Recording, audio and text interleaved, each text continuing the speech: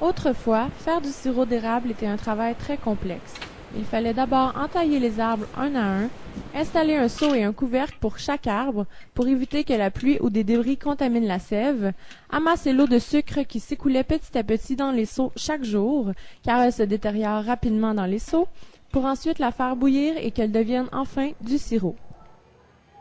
Cette méthode était un travail fastidieux qui nécessitait beaucoup plus de temps et de main-d'œuvre, car tout se faisait à la main et cela devait être accompli à chaque jour. Aujourd'hui, environ 78% des producteurs de sirop d'érable se servent de tubulures de plastique pour recueillir la sève. Seulement le 22% restant se servent encore de la méthode plus traditionnelle.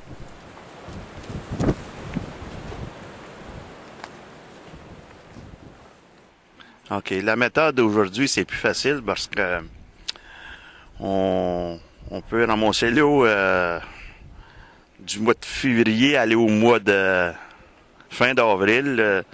On n'a pas moins de personnel.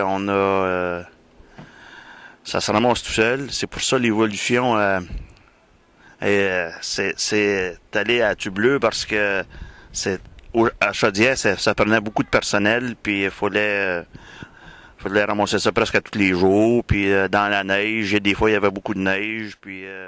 La tubulure est un système de tuyaux de plastique placés en réseau qui collecte la sève des érables et l'achemine jusqu'à la cabane à sucre où elle est recueillie grâce à une pompe à pression. Cette technologie est apparue en 1965. Les premiers utilisateurs installaient des bacs de récolte à une certaine distance de la cabane et y versaient l'eau d'érable. Des tuyaux reliaient les bacs à la cabane et l'eau descendait à la cabane par la gravité. Tout le 5-16 est relié à un pouce, puis ça s'en va à gravité. C'est la partie la plus basse du bois.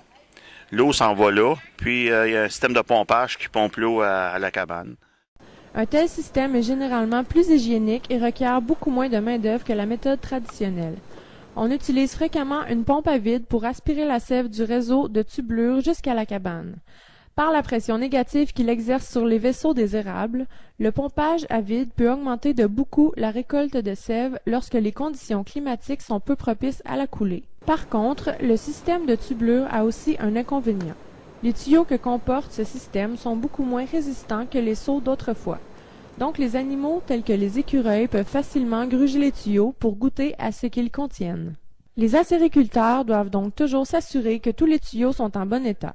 Voilà donc le système qu'utilisent maintenant la plupart de nos merveilleuses cabanes à sucre.